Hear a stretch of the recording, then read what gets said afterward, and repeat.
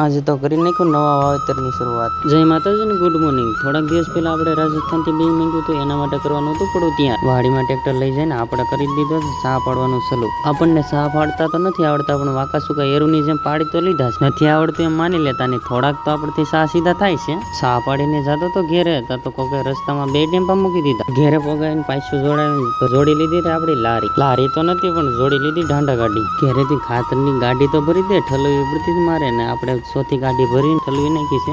હા તો હતી આપણી સહેલી ગાડી ને આપણે કરી નાખ્યા હતા નાના વાડીમાં ઢગલા. મને એમ હતું સહેલી જ ગાડી હતા તો પપ્પા કે થોડું હજી નાખી જો ખાતર. આવી જતા થાંભલા વાળા કામે ને આપણે કરી દીધું ટ્રેક્ટર આખું બંધ ને ઢાંડા ગાડી ઉપર બેહવાનું ચાલુ. હા તો સહેલી ગાડી કરી નાખી ખાલી ને આપણે તેર લારી ની તેર ગાડી આપણે ખાલી કરી છે ને આપણે રાજસ્થાન થી શેનું બી મીંગું છે જાણવા માટે ફોલો સબસ્ક્રાઇબ કરી લેજો. પછી તો આવી જતા આપણે રીંગણા ઉતારતા જોઈ ટેટી. એનો વજન આપણે હતો કે કિલો માથે.